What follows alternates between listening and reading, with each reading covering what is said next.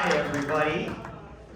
So, Monsterpalooza, Sun Monsterpalooza 2023. Just having a good time. All right.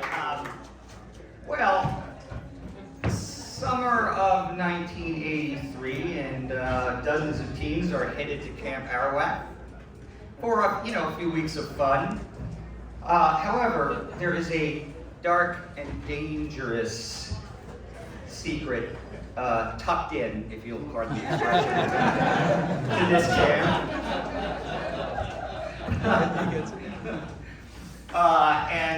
So we are here to celebrate the anniversary of Sleepaway Camp, right?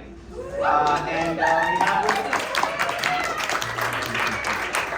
have with us some of the cast of the Unhappy Campers. So I'm going to now bring them up one by one. Please give them a warm welcome. Let's see. Let's start with Tom. Tom and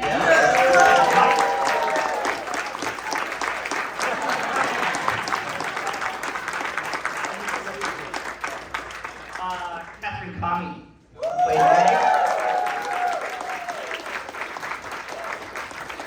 Meanest camp counselor ever. Karen Fields.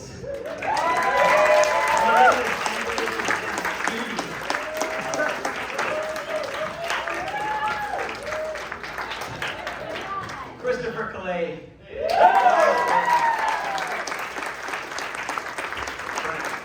That was a great line. Did I say it right?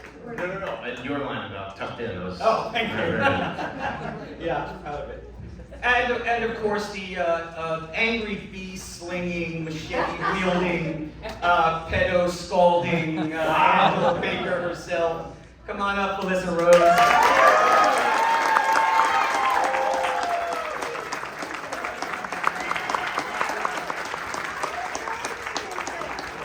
Thank you, Landon, the incredible artist who made this mask. I hope you saw him this weekend walking around. This is just genius.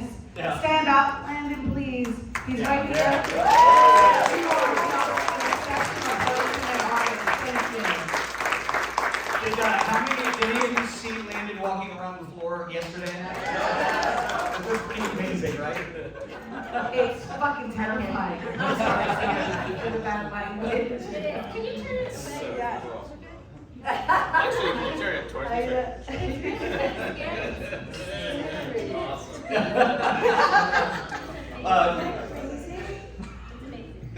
It's so funny because that expression has now become sort of the iconic image linked to this movie, and it's practically like the Statue of Liberty at the end of Planet of the Apes. All right, I'm going to ask a few questions, and as we get to the end, I'll take some questions from the audience. So I'm going to start out with the easy stuff, okay? So first of all, how old were each of you when you made the movie? Want to start with Tom? 17. 18. It's basically asking a woman how old she is. So why? Yes. Yes. Tell you. I was 18 also. And I'm fine because I look really good. We love you, Judy. I was 15. Okay. I was 13. Yeah, and I have heard, somebody told me, that you had an interesting audition situation. Like, what were you asked to do? I met with the director, Robert Hiltzik, and he had me stare. But I thought that was just so generic. Like, you just want me to sit and stare? So I started picking my teeth, like I was trying to do some comedy, like, da-da-da-da-da. I was like, hey, look at me. Staring in, picking my teeth. And he was like, no. Now, weren't you asked to eat a candy bar? Yes, eating a candy bar. That's why I was picking my teeth. And then, like, staring straight ahead. Staring straight ahead. All right. Who wants to see that? Oh my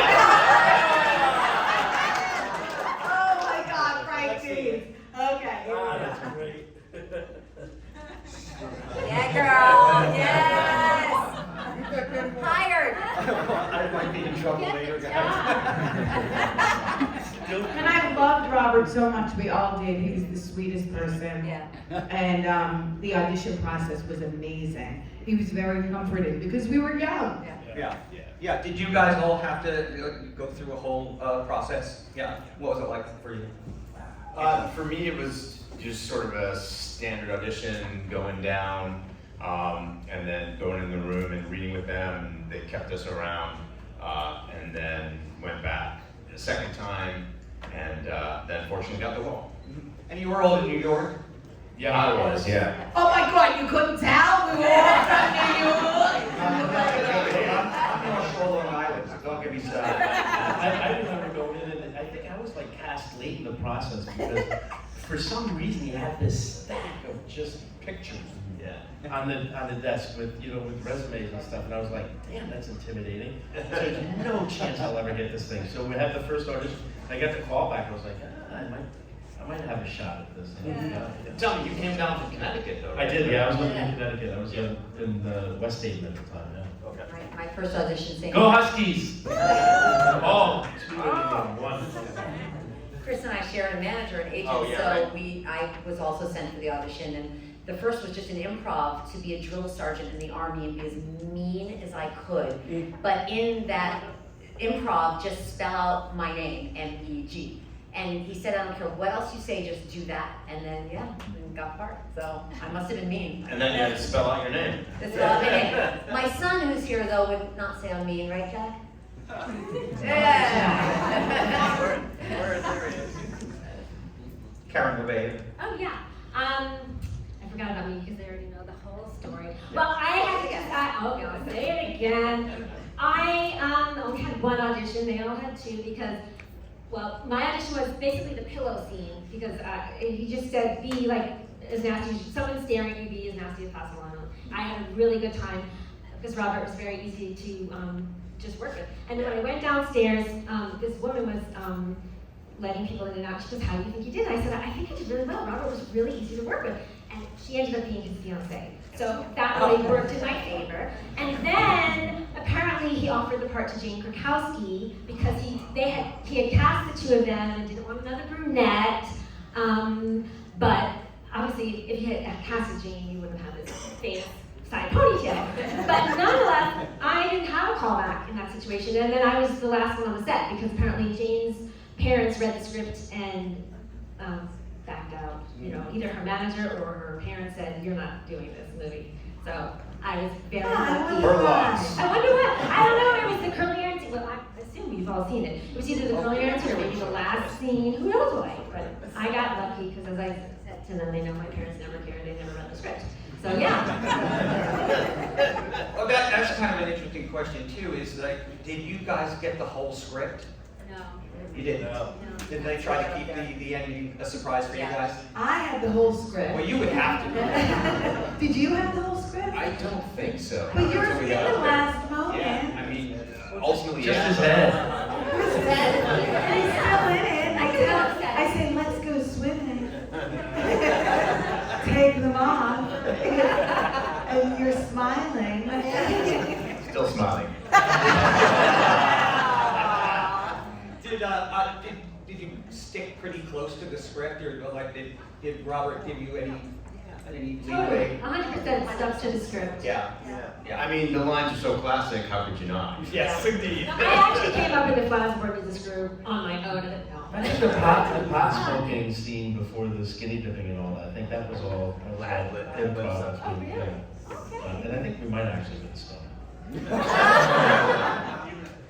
Pretty sure. That's fun. That liability's over, right? The statute of limitations is about I past. think you're past that. The famous line that Ricky says, eat shit and live, he actually made that up because Robert said to him, if someone said to you, eat shit and die, what would you say? And he said, I'd say eat shit and live. That's awesome. I think it was 17. Wow. Yeah, I thought it was the cutest thing I ever saw in my life.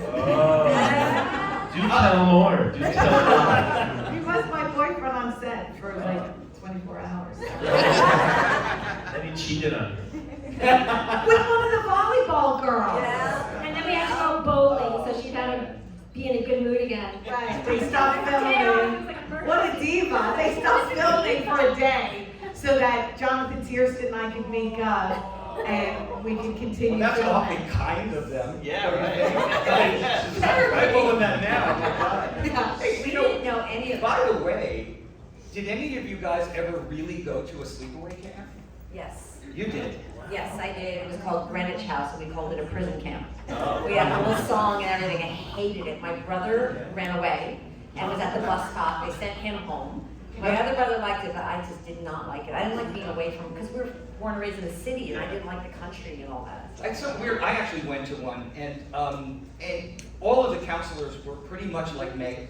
You know. Oh, well, then you must have had fun. Yeah. No, I definitely. This movie triggered me like that. Brought back all the drama. But all right, you guys. How many of you went to a sleepaway camp? Wow. Oh, what? So you must have rushed to that Blockbuster to see this movie. So I had a question. What was the question? Who's my best friend? Is that my best friend? Aunt Martha. Oh wait, you know what? I got a string around my finger to remember the question. And the question leads to that is like, what was up with her? I'm so sorry, but like, she really seems like she's acting in a completely different movie. Now, so that was a conscious decision, I suppose, by Robert to have her just be just so over the top. Yeah, she didn't want to accept the role. She actually declined several times, and he said, "I don't want to make this movie without you." Do y'all know this story? No, we're out of the loop on all that. So. And then he said, "No, I can't make the movie without you." And so she said, "Fine, I'll do it." And then when they got to set and they put her in that amazing outfit, she said, "I really don't want to do the part." And then he kept saying, "And it needs to be bigger and bigger and more over the top." And she was terrified. Is it too much? Is it too crazy? So it wasn't her personality. He felt like that character set the tone for the film. And let's say, rest in peace, Desiree Gould, you were amazing.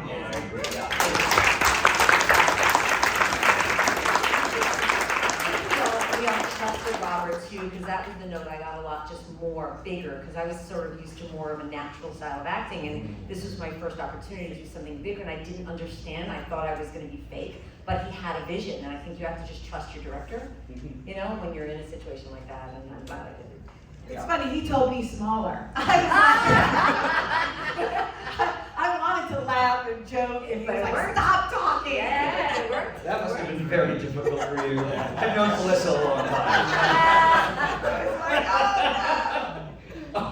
Wasn't typecasting, that's for sure. That's for darn sure.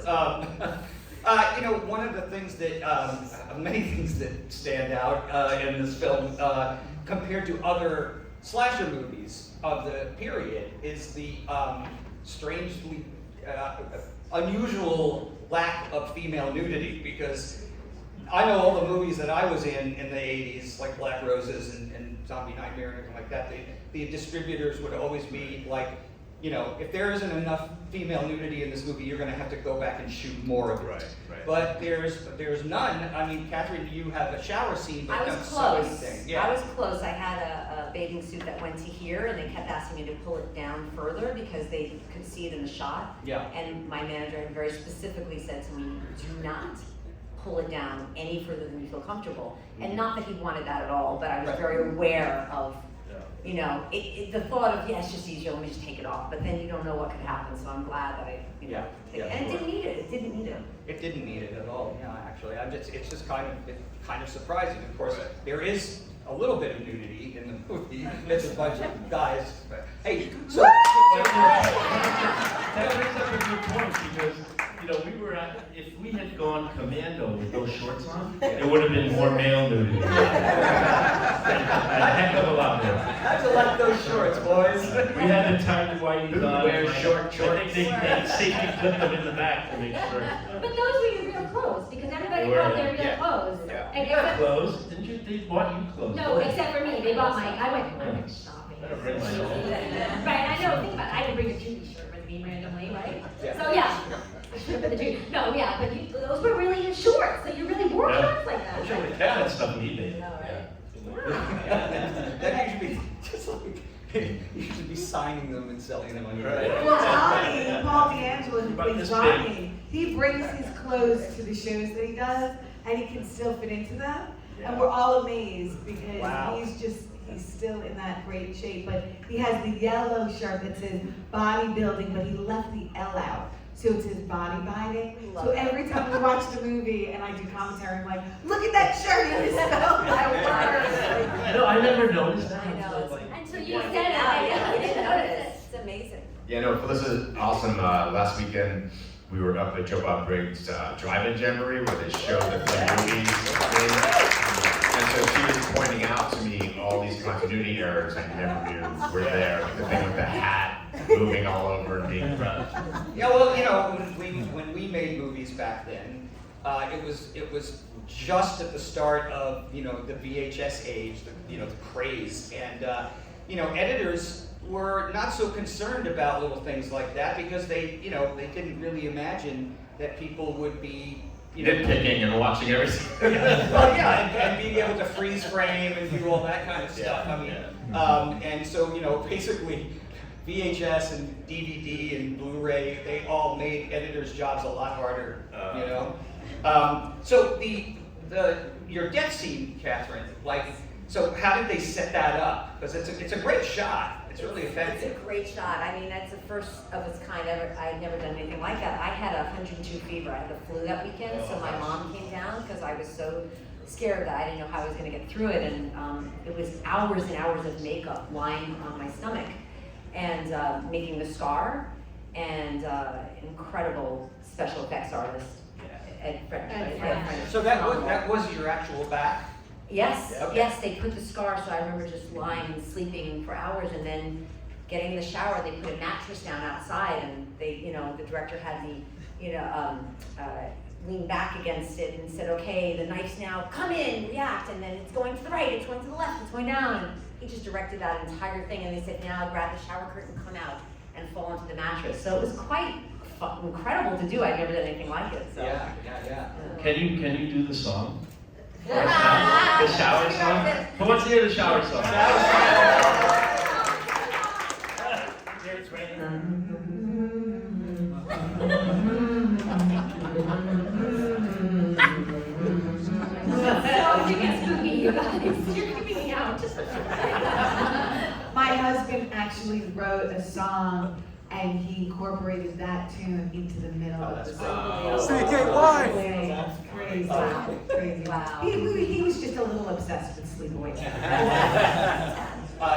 Tom and Christopher, how happy were you that you didn't have to jump into the lake with Very happy. Oh my God, it was so cold. Yeah. And it had been like after, I don't know if anybody knows the story, but Johnny Dunn had gotten hurt. He got a cut and he had to get stitched. Kenny. So The canoe flipped over. Yeah, when it Oh, wow. flipped over. So he, you know, I think it was all like sort of the same evening, or in the middle of the night. I mean, it was really cool. And all the extras were these farm boys from like, you know, upstate New York. So Johnny gets out and he had, you know, sorry to say, shrinkage. So he had shrinkage and he was embarrassed, and because they had to take his clothes off, he couldn't with his hand. So you know, he comes up to him and he's like, Tommy, get me a favor. Go walk around, tell everybody about what happens when you're booked.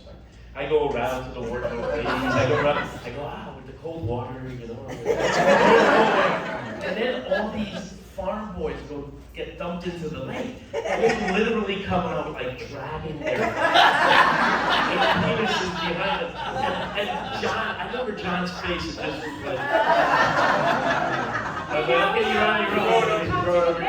Yeah. Now we know why John's not here. I've been asking him, but yeah. It's not being taped, nobody has a phone on. Yeah, that cold water doesn't do us actors any favors. And it was not summer. You guys were shooting in the fall, right? Late Yeah, September, after into the October. You see some of the leaves are like reddish, but Yeah. they spray painted. Yeah, Remember and they it's a- spray painted. The kind of thing where you have to suck on ice cubes so you don't have, you know, The breath. steam coming out of your mouth. Yeah. Wow. All right. You know, Felissa, let's talk a little bit about the crying game surprise ending. So Has anyone not seen the film? oh, we got one. I'm so sorry. Sorry about the spoilers. Love you all. So now, you know, stuff I've read, stuff I've heard, and like that of how they achieved the last shot of you. Was that really your face? Or was that a mask? Well, so Ed French did make a mask of my Oh, it was face. Ed French? Ed French, and he put the mask on a young boy who was 18 years old, and he went to college in the area. We were filming by Albany State, and they paid him $250 to shave his body and stand with the mask. And he drank a bottle of Jack Daniels and cried the whole night. The actual close-ups were my real face, and the long shots were the Okay. mask with the body, shaved body. So, but how did they do a live cast? They did the Okay, live yeah, cast at the live cast. Do we know where he Yeah, is same thing now? for my head too. Do you know where he is now? And Kenny. He's right there. It'd be so cool to know if he I went likes to this movie Ed or French's not. house and he did the whole thing. Did the whole thing, Yeah, yeah. John Dunn with the snake, that was a. Oh, John Dunn was wasted. And then they ran. He and was then so drunk. Do you know the story? No. John Dunn, who plays Kenny in the canoe, Hey Bob, Rebob, he was 17. He got really drunk the night before, such a good move. And he went to Ed French's apartment to go do his live cast. Right. And he threw up multiple times. And it broke the mold so much that Ed was like, I had to put something together, and that's why they have the snake. Because it was so kind of broken. Perfect. Yeah. And then they Oh, threw but up the snake was smoke. a great touch. Yeah. For a 17-year-old. But then they ran out of That's a happy accident. You know, Yes, for- exactly. Right, then they ran out of money, and then remember the scene with the bees? Yeah. Because I'm shocked that that kid got offered $250, because he offered me like $50 to stand in for Larice and have bees cover my. You weren't my showing your scene. penis. You were wearing some Bees! Show me the money. Covered in hundreds of bees. Yeah, For $50. Those bees don't do us any favors also. I thought it's normal. Normal. It was like the other beekeeper is professional. They just stick them on you, and like, and they don't sting you. He goes, I don't think so. I'm like, I don't think for $50. It's gonna take $75. You guys are really good. That's what's amazing is these days they really hire kids in their 20s to play young. We were actual teenagers then. Yeah. And that's, All the Friday the 13th movies, they were shot on the East Coast, but they flew in all the California actors and actresses who were like 28 and 29. Sleepaway Camp were like, hey, hi, I'm from New York. Yeah. I kind of want to do a movie. I was 12 and I auditioned. Yeah, hi, I'm 12 years old. I'd like to be in your movie. Thank you. And that accent, That was a big obviously model. from Connecticut, Well, that that was a accent big is model. infection. yeah. I got infected with the accent too. You know, but it is true. I think most other movies is another thing that kind of sets it apart. Is that Right. most slasher movies at that time, you have, 27-year-olds playing 17. Right. Like I did in Black Roses. So I still get shit about it. So I mean, it really gives it a little more authenticity, I think. Talk a little bit about Mike Helen. It was his last movie, right? Yeah. Yeah. No. He was I already. know. Catherine. That relationship. Yeah, it was his That last was film. weird. We didn't know he had cancer at the time, and he passed away, I think, just when the film opened, or right before it opened. Yeah. Right after we filmed. The scene I did with him, he wasn't there. Jonathan did his lines because he didn't feel it. Oh, I didn't know that. Yeah. Wow. The chicken shit after the chicken. Where's, You kiss so wet. Yeah. I love that. And he had such a Made up. great face and voice. Oh, what is happening? And prestigious New York theater career. Yeah. Oh, Midnight Express. Midnight Express. Yeah, it didn't matter back then if what kind of theater upbringing you had. If you got a chance to do a horror movie, you jump. Jump right in and do it. 'Cause- Actually, horror wasn't respected at the time in 82, 83. Yeah.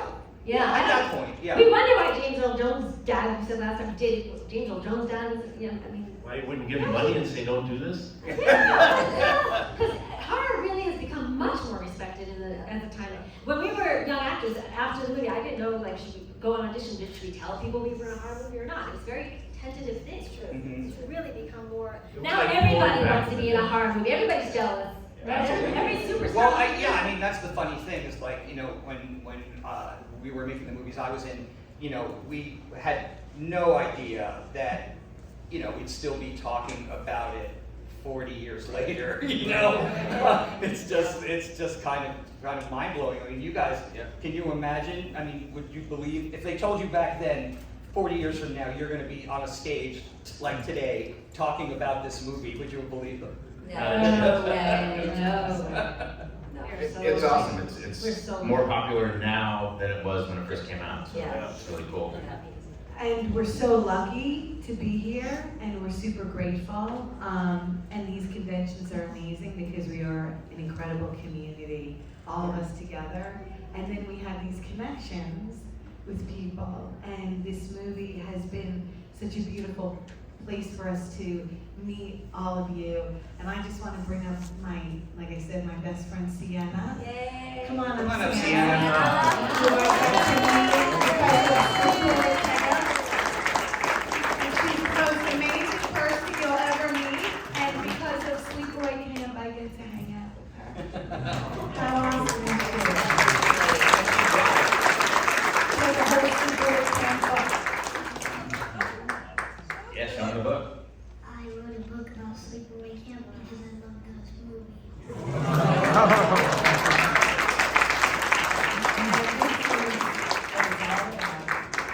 Can we also mention, because Felissa always loves when I mention this, we're blessed about this, we have different ages, we're also blessed because we get to talk about transgender rights Yes. with this movie. We've got the big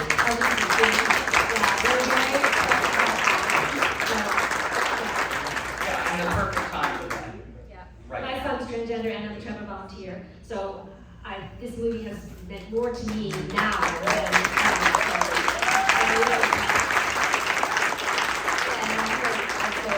Very grateful because we didn't know, a lot of us didn't know what had happened with this little film, and Felissa called me and contacted me years ago and said, you need to come and see You Don't Understand.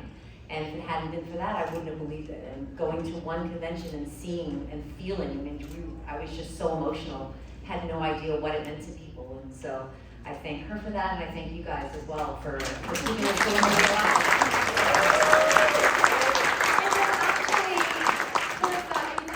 this convention where my son was volunteering and I just came to see him because I was living in wherever I was, New York, and he was here, and I saw Felissa and I was like, what the fuck are you doing? And she's like, no, really, people like this. I'm just gonna walk around and keep my head down. And Chris and Michelle, that's what I thought. They were here and they randomly recognized me and I was like, so we took that, I was like, what are you doing? And she was like, no, really, people are so nice, people love it. And it took me, how many years, 6 years later, and here I am. So yeah. I was like, you guys, it's like, you know, truly, and I can speak for all of us, like, we are blown away. We are like the little underdog who's like, hi, we're Sleepaway Camp, you know? And we can't even believe that we're here. So we thank you so much for giving this movie a chance and for all The little of the movie that love. could. Yeah. It's true, and then you're standing there, you're taking a picture with Sam Raimi, he's like, oh my God, I love that film. You're like, I'm definitely gonna post this. Eli Roth. Yeah. Eli Roth was the movie, right? I mean, Okay, we have a little bit of time left. Do we have any questions? We do, there's one right there. That's you. Yes. Yep, you. If there was a movie each one of you were involved in that you want more people to see, which one would that be? Terrifier 2, no, I'm kidding. Not a problem, okay. We're all good. Actually, that leads to another question. Were any of you guys like horror movie fans prior to making this? Actually, my son was since he was born. He was a horror fan, watched all the Final Destination movies, and that's sort of what sparked. I was like, well, I was in one, and then I showed it to him when he was about Sienna's age, and he loved it. And Can I just say, Catherine's daughter just watched it yesterday or the day before she'd for the never seen it. first She's time. 27. She'd never seen it, but she's actually an actress and a writer as well. But I think I would promo my kids' movies more than mine.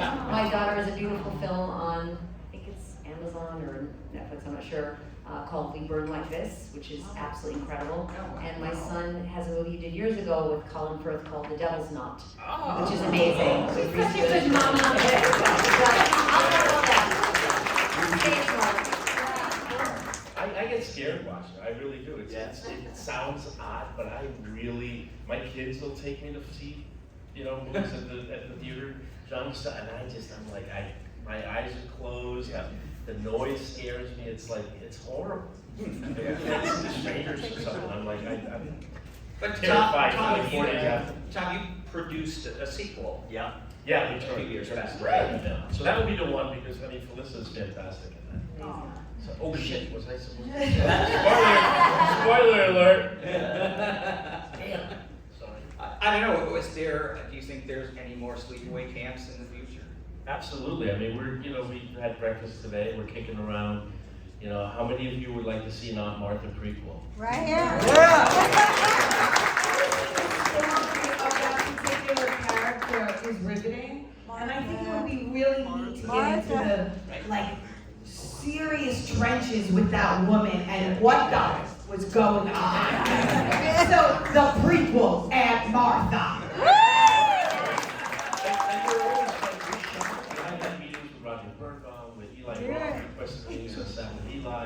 When you look at the depth of industry fans for this film, that's what really blows me away. You're the people that really like it, and you're hearing these stories, and it's the writer of Seven. You're like, you want to write the next installment of this? Dude, I'm the biggest fan. I'll get Charlie to direct it. Wow. We have another question. There's the character of Dell in this movie, the counselor, older guy. Did anybody at the time, any of you guys think that storyline was weird, unusual, or did you just think, We're just young girls. I was on a soap at the time, and my character was having an affair. It was 17, and I was having an affair with my college professor who was in his 40s. So for me, it was I guess that's what I do as an actress. I'm just gonna have affairs with older men, and that's it. 40s, 70s. You got the right? What do you got? This question is for Felicia. I was just curious, what were your thoughts and opinions about Pamela Springsteen taking on your role for parts 2 and 3? Well, I love her, and I think she did an incredible job. I read with Michael Simpson, the director for the sequels, and I sucked. Basically, they handed me the script, and she was such a funny character, and I was used to the real awkward, shy, quiet girl. And I said, I don't think this is really for me. I think, he loved Pamela at the time, and I was going off to college, so it seemed like a perfect fit that I would go away and he would continue with her. And we just watched the sequels last week. I love them, and it wound up perfectly. She's fantastic. Yeah, and they really kind of changed the character. Yeah. Yeah. Definitely. She's Yeah. hilarious. You took a lot of time off, right? A lot. Yeah. Because I when I wanted to first grow up. I went back to 8th grade. because when we first met, you had just started making movies again, right? Yeah. Not even. We met and I was at a film festival a million years ago, and I was like, I can't believe people are talking to me. Do you guys, any of you guys have a particular, favorite memory of making Sleepaway Camp? Or is it just? I think all the people. Yeah. I think it was all the people and the camaraderie. We were a real family. We hung out. It was cold, like you said, but even for night games and stuff, we all hung out on set. Yeah. To be close to each other. And for a lot of us, it was our first experience working on a movie, and it felt like camp. Yeah. Yeah. We were young, we were having fun, we were just, Did you okay. did you go to set even if you weren't in the scene? Yeah. Hung around. All of us. Yeah.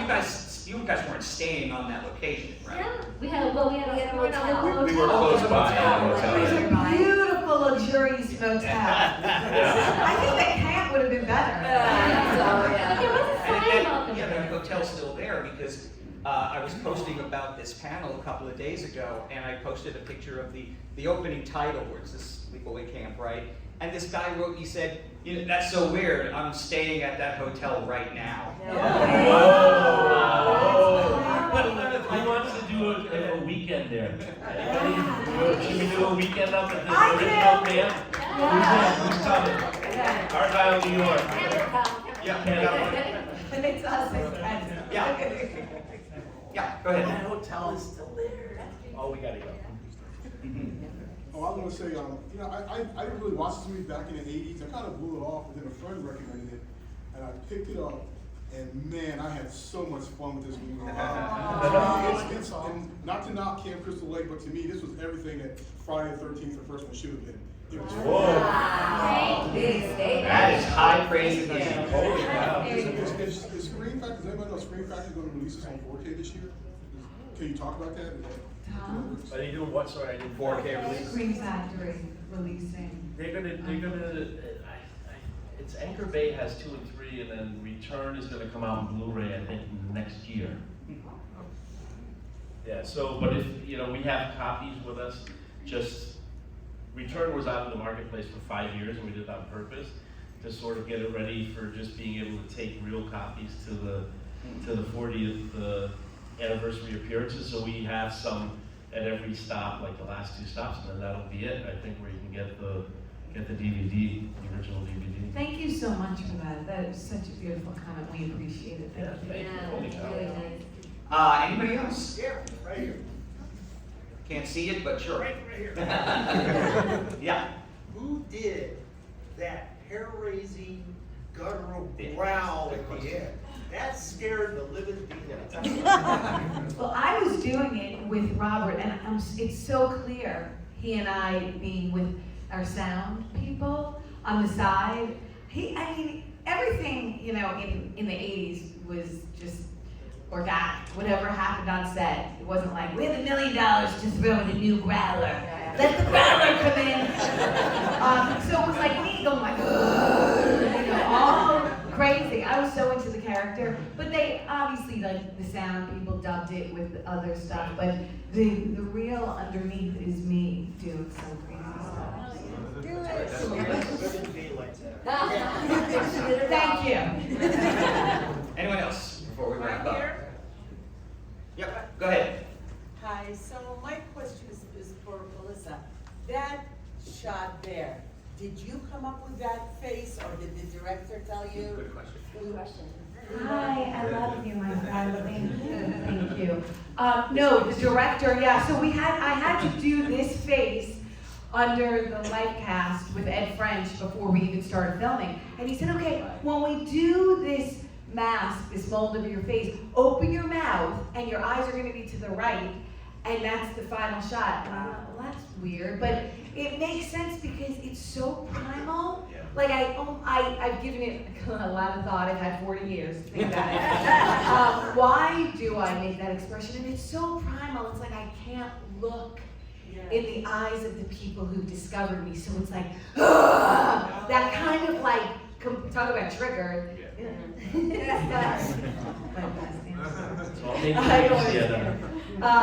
But yeah, it was the director's choice, all of it. And amazing that he knew that up front before he was there. And it's becoming iconic, I mean, obviously, it's becoming an iconic image, right? How many times have you seen that in caricatures and everything? And I hadn't thought about the thing about the life mask. It's true, you had to have it up front. Wait, so you had to do the life mask with your mouth open? Open. That's not easy. Everybody open your mouth for like an hour. And then put a plastic bag over your face. That's what it felt like. I think we got time for one more. If go ahead, in the back there. I saw you first. Yeah, the one you just had your hand up. There, that's it. Hello. Oh, it's Jack! No fair, no fair. How can you not know the answers to your own question? Well, it's for everyone. I want to know what's the spookiest supernatural experience you've had, if you've had any. And also, Mom, Madeline's movie is free on Tubi and able to rent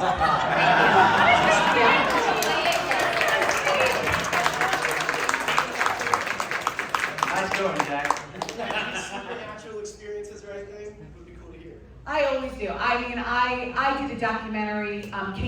first one, we went into a hotel and it was creepy as, and there were so many ghosts and they were messing with us and it was crazy. And it is a documentary. I can't. It's like Baltic Hotel. Does anybody know? It was the Kane Hodder documentary, and then, like I said, I came in to do the second one. So yeah, I do believe it, and my daughter is convinced that there's a ghost in her room right now. She's like, always telling me, my hangers are swinging, or my mirror just broke, and yeah, creepy. I think it's just me.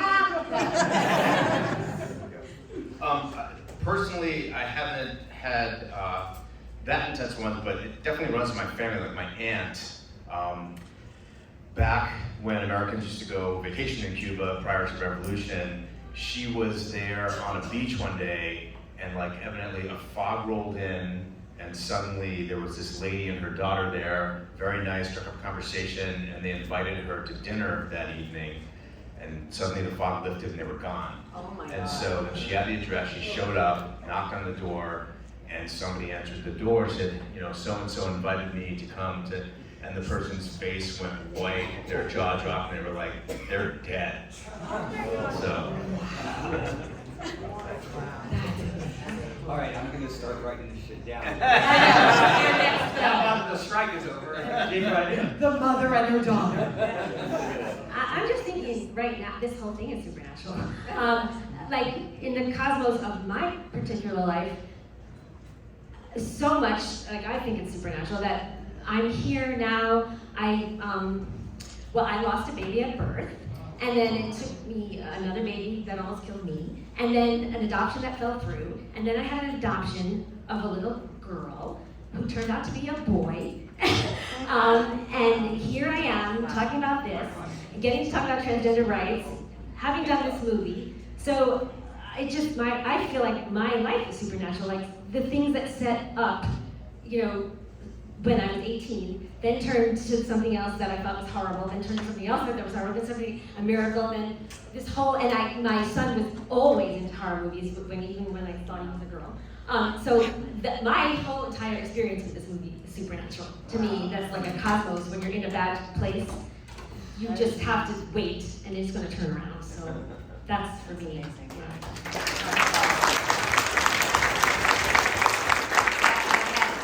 Many incredible experiences, but the one that stands out the most was after my grandfather had died.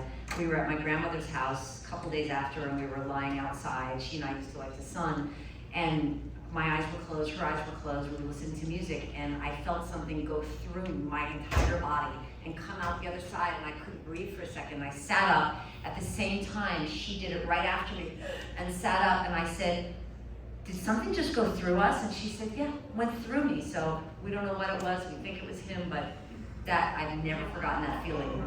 It took my breath away. I had a few as well, and after I was living in Malibu, and then we had the Woolsey fire and the house burned down, and I moved to a loft in the Broadway, in Hollywood, the Broadway, which was Howard Hughes. I've always been a huge Howard Hughes fan. I fly planes, so like for me, he was always just an icon. And one of the elevators is the one he used to take to his penthouse. And every time I would go in that elevator, I'd be like, Howard, and the elevator would shake.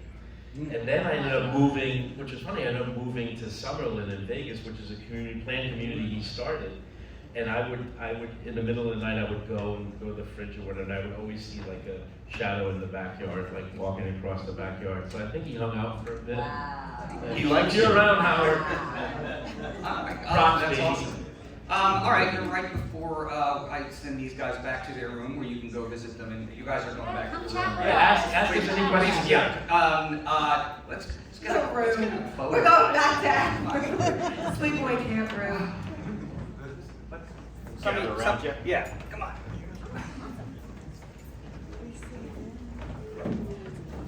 Is this a campfire thing? What's that?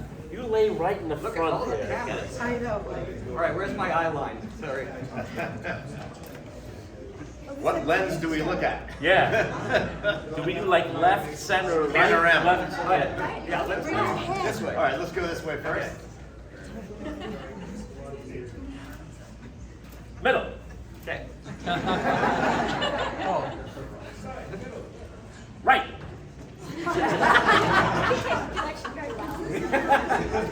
If you guys missed it, stop by. Come say hi. We're hanging out. Stop by anyway. Hold your head. Let's hear it, guys. Raise the hand. Thank you so much, guys.